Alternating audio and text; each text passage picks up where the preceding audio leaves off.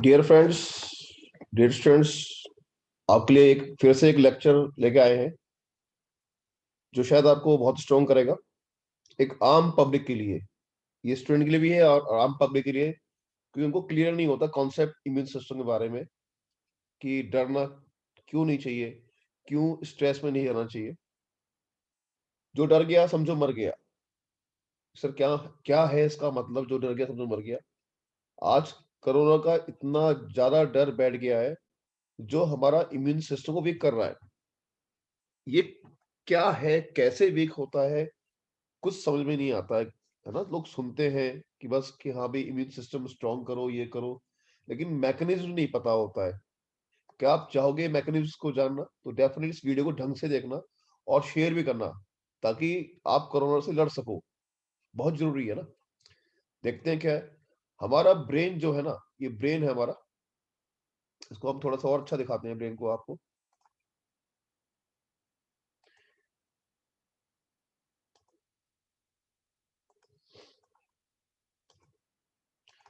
ये जो ब्रेन आपको दिखाई दे रहा है, ये आपका आ गया hypothalamus. This is called hypothalamus and this is pituitary glands. हम वहीं पर आ रहे हैं जो आपको अब दिखाया गया है। तो ये आपका इधर का पोर्शन है हाइपोथैलेमस। ये हमारा इमोशन सेंटर होता है स्टूडेंट, इमोशंस। और ये आपकी पिट्यूटरी ग्लैंड्स देखिए रहा। तो ये हाइपोथैलेमस है और ये आपकी पिट्यूटरी ग्लैंड्स है। ये मैंने और आइसोलेट कर दिया है। आपके दिमाग में जो इमोशंस जितने भी पैदा होते हैं, चाहे गुस्से के हो, लव के हो, वो सब यहीं से पैदा होते हैं, हाइपोथैलेमस से। और जो डर, जो स्ट्रेस है, डर का जो स्ट्रेस है, जो आप में डर लग रहा है तो उसका स्ट्रेस यहाँ पे पैदा होगा। कहाँ पे? हाइपोथैलेमस में। हाइपोथैलेमस में जब स्ट्रेस पैदा होगा, देखो हाइपोथैलेमस एक्टिवेट करता है पिट्यूटरी ग्लैंड्स को। पिट्यूटरी ग्लैंड्स रिलीज करती है एसीटीएच। ये नॉर्मल है, ये नॉर्मल लेवल्स है। लेकिन जब आपका स्ट्रेस बढ़ेगा तो इसका लेवल कई गुना बढ़ जाता है। किसका? एसीटीएच एक हार्मोन्स होता है ना स्टूडेंट आपका। दोस्तों, ये बढ़ जाता है कब? जब आप ज्यादा स्ट्रेस लेते हैं। अब जैसे कोरोना कोरोना कोरोना कोरोना आप टीवी में लगातार उसकी पर्सन्स की डेथ होता हुआ देख रहे हैं, लोगों की डेथ होता हुआ देख रहे हैं। बुखार हो गया तो बस कोरोना ही हो गया। एक अजीब सा भय बन गया आपके दिमाग में। ये आप देख रहे हैं ना, बहुत ज्यादा भय बैठ गया आपके दिमाग में। तो इसका असर क्या होता है? देखो, जब डर आएगा तो स्ट्रेस जो है हाइपोथैलेमस के आपका एक्टिवेट हो जाएगा, हाइपर एक्टिवेट हो जाएगा। मीन्स वो ज्यादा एक्टिवेट करेगा किसको? आपकी पिट्यूटरी ग्लैंड्स को। और वो रिलीज करेगी हायर एसीटीएच। इसका असर कहाँ पे आता है? हम आपको दिखा रहे हैं, ये है एड्रिनल ग्लैंड्स। एड्रिनल ग्लैंड्स के अंदर कॉर्टिस का रीजन होता है। ये कॉर्टिस का रीजन है जो रिलीज करती है कॉर्टिसोल। अब यहाँ से आप समझिए, ये कॉर्टिसोल एक तो आपका ब्लड ग्लूकोज लेवल अप करता है और आपका प्रोटीन्स ब्रेक डाउन करता है। ध्यान रखना, यदि ब्लड का लेवल ग्लूकोज का ये है तो ये लेवल अप करेगा। दूसरा क्या करता है? आपका प्रोटीन्स का ब्रेक डाउन करता है। ध्यान रखना, आपका जो प्रोटीन्स है उनको ब्रेक डाउन करता है कॉर्टिसोल। अब देखो, तो अब आप सोचिए कि जब आपको ये एक्टिवेट कर रहा है एसीटीएस, किसको एक्टिवेट कर रहा है? आपकी कॉर्टेक्स को। तो एक नॉर्मल जो लेवल होता है आपका, जो कॉर्टिसोल लेवल जो नॉर्मल होता है, वो क्या होता है? आप सोचिए, लेवल ये होता है। डर में बढ़ता जाएगा, आपका डर बढ़ता जा रहा है, आपका कॉर्टिसोल बढ़ता जा रहा है। जितना ज्यादा डरोगे और अल्टीमेटली लेवल ये आ जाता है आपका कॉर्टिसोल का। तो ये क्या नुकसान कर रहा है अब आप देखिएगा। ये जो आप डर रहे हो ना, इसका नुकसान क्या है अब वो देखिए। आप जो आप स्ट्रेस ले रहे हो, चाहे वो किसी भी तरह का स्ट्रेस हो, चाहे कोरोना का हो या और डिजीज का हो, किसी भी तरह का हो, आपकी लाइफ में और भी प्रॉब्लम चली, उनका भी स्ट्रेस हो सकता है। लेकिन आज अब मेरा फोकस यहाँ पे सिर्फ कोरोना से है। तो उस कंडीशंस में ये जो आपका लेवल अप गया है कॉर्टिसोल का, तो इसका नुकसान देखिए क्या होगा आपका। हमारी ये रेस्पिरेटरी सेल्स है, रेस्पिरेटरी एपिथेलियम है। आप देखिए, इसमें यहाँ पर म्यूकस की कोटिंग होती है। एक नॉर्मल म्यूकस की कोटिंग होती है ताकि कोई भी वायरस और बैक्टीरिया इसके अंदर एंटर कर सके। जैसे पार्लियामेंट हाउस में आप एंट्री करने की कोशिश करेंगे ना, तो वहां पे फायर ब्रिगेड की वो होती है, गाड़ियां खड़ी होती हैं, वो आप इस थ्रो करेंगे वाटर, आप अंदर एंटर नहीं कर पाएंगे। जैसे ही आपको कोई वायरस या बैक्टीरिया आता है तो ये हाइपर एक्टिवेट होता है। ये इसे कहते हैं प्री इन्फ्लेमेटरी साइटोकाइनिन। ये रिलीज होते हैं प्री इन्फ्लेमेटरी साइटोकाइनिन, जिन्हें कहते हैं इम्यूनो बैरियर।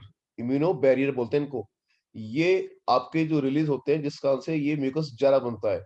अब जब म्यूकस ज़्यादा बनता है, तो ये जो वायरस एंट्री करने की कोशिश कर रहा है, ये सीलिया उसको बाहर फेंक देते हैं। आपका सीलिया बाहर फेंक देते हैं। आपको छींक आती है, आपकी नाक बहने लगती है ना? नोज़ बहने लगती है। आप सोचो ऐसा क्यों हो रहा है? आप उल्टा मेडिसिन लेते हैं, मतलब उसको रोकते हैं, बल्कि ये आपका डिफेंस सिस्टम काम कर रहा है कि आपका कोई चीज़ बाहर जा रही है निकल कर और आपका दिमाग खराब हो रहा है। आप सोचिए आप, मतलब ये डिफेंस सिस्टम काम कर रहा है, जो हमारी बॉडी के अंदर कोई गलत चीज़ चली गई है, तो उसे बॉडी बाहर निकाल के फेंक रही है। आपका म्यूकस को बाहर निकाल के फेंक रही है। जैसे घर में कोई गंदगी आ जाती है, तो आप पानी से निकाल के बाहर फेंकते हैं और यदि आप उस पानी को रोक लेंगे, तो गंदगी कहाँ से आएगी? घर के अंदर आएगी।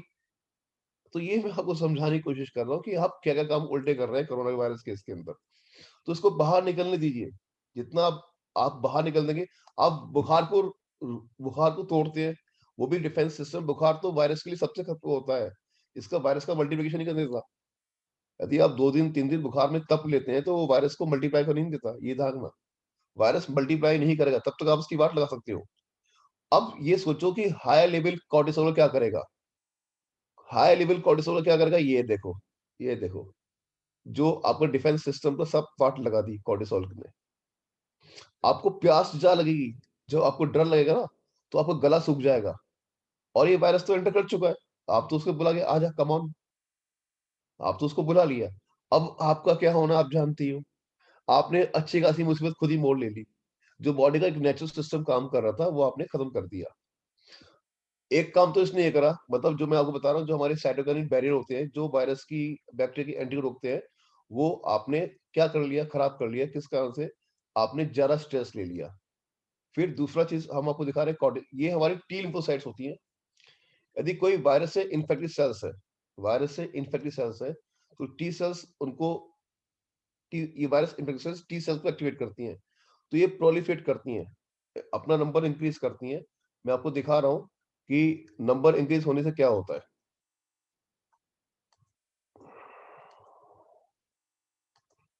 देखिएगा, अब ये जो आपका मैंने बताया ना, ये जो सेल्स आपका नंबर इंक्रीज़ हो गया टी सेल्स का, तो जहाँ कहीं भी वायरस से इन्फेक्टेड, मैं आपको एक जनरल भाषा में समझा रहा हूँ, एक स्टूडेंट के लिए समझा रहा, मेरे सारी जो आम लोगों के लिए समझा रहा हूँ। वायरस से इन्फेक्टेड सेल्स को ये सर्च कर लेती हैं, ये सेल्स, और वो डिस्ट्रॉय कर देती हैं। लेकिन कॉर्टिसोल क्या करता है? वो इनको मल्टीप्लाई नहीं होने देता। आप समझ में आ गया ना? कॉर्टिसोल इनको मल्टीप्लाई करने नहीं देता। अब आपने क्या कर डाला? सोचो, आप खुद सोच लो। आपने अपना इतना ज़्यादा स्ट्रेस बढ़ा लिया, इतना ज़्यादा, जितना ज़्यादा स्ट्रेस बढ़ोगे उतना कॉर्टिसोल लेवल बढ़ जाएगा और ये मल्टीप्लाई नहीं होंगी, और जब मल्टीप्लाई नहीं होंगी, तो वायरस की इन्फेक्टेड सेल्स को खत्म करने का सिस्टम खत्म। एक और काम कर डाला। दूसरी चीज़ आपका होता है, आपको मैं सारी चीज़ समझा रहा हूँ। आपका बी सेल्स लिम्फोसाइट होती है हमारी बॉडी के अंदर।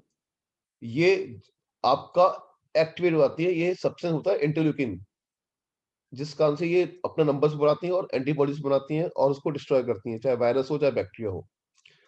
आपका कॉर्टिसोल जब बढ़ता है, तो ये इंटरल्यूकिन्स जो है, इसका फॉर्मेशन कम होता है, मतलब ये फिर नंबर नहीं बढ़ा पाएंगी और एंटीबॉडीज नहीं बना पाएंगी। आप क्या कर रहे हो दोस्तों, क्या कर रहे हो? इस डर को क्यों बिठा रहे हो? अरे इसे भिड़ो। देखो, जितना डरोगे, आपको समझ आ गया? आपने डर से क्या क्या चीज खराब कर ली। आप समझ लो, आपका जो सबसे बैरियर वाला मैकेनिज्म था, आपको बहुत प्यास लगी थी। जब भी कॉर्टिसोल लेवल बढ़ेगा, तो आपको ऐसा लगेगा सब कुछ सूख रहा है, बॉडी सूख रही है, ड्राई हो रही है। आप समझ रहे हो कि आपका कॉर्टिसोल लेवल बहुत हाई हो गया है। तो ये देखो, ये कंडीशन आ चुकी है। आपने वायरस को बुला लिया, कम ऑन, कम अंदर। और ये जो नाक बह रही है ना, इसे बहने देना। हाँ, जो आपका फ्लूइड डिस्चार्ज हो रहा है, होने दो। इसमें आपका डिफेंस सिस्टम काम कर रहा है, बढ़िया काम कर रहा है, उसे निकाल के बाहर फेंक रहा है। उसे होल्ड मत होने दो। आप एकदम दवाई ले लेते हो, कौन सी एंटी एलर्जी एकदम ले लेते हो। उससे क्या होता है? आप समझे नहीं, आपने अपना डिफेंस सिस्टम रोक दिया। तो वायरस को तो आपने ये वाला मौका दे दिया आपने। अबे, कॉर्टिसोल हुआ, आपका एंटी एलर्जिक हुई, वो इन्फ्लेमेशन सप्रेस तो करते हैं, ये इन्फ्लेमेशन सप्रेस कर दिया, तो डिफेंस सिस्टम तो आपने खुद ही खराब कर लिया। तो आपको मैंने बहुत प्यारी भाषा में समझाया है, और मैं आपको और भी बताता हूँ। ये कॉर्टिसोल ब्लड में ग्लूकोज लेवल हाई करता है। जब ग्लूकोज लेवल हाई होता है ना, आपने सुना होगा कि शुगर से आपका इम्यून सिस्टम सप्रेस हो जाता है, वो भी आप देख लीजिए। जब शुगर देखो, आपका सारी सिस्टम में आपको दिखा रहा हूँ बड़े प्यारे प्यारे। देखिए, ये आपका न्यूट्रोफिल सेल्स है। देखो, ये बड़े आराम से अंदर आती हैं। जब शुगर लेवल हाई नहीं होता ब्लड के अंदर, तो ये अंदर आती हैं और बैक्टीरिया को डिस्ट्रॉय कर देती हैं। लेकिन जब आपका ब्लड में तो ये लेवल बढ़ गया, ग्लूकोज लेवल हाई रहता है। अब आपने कोर्टिसोल लेवल हाई कर दिया, तो ब्लड में ग्लूकोज लेवल हाई रहेगा। तो ये सेल्स फिर अंदर नहीं आ पाती। न्यूट्रोफिल्स, मोनोसाइट सेल्स अंदर नहीं आ पाती, दिक्कत आ जाती है। तो फिर इन बैक्टीरिया को कौन खत्म करेगा?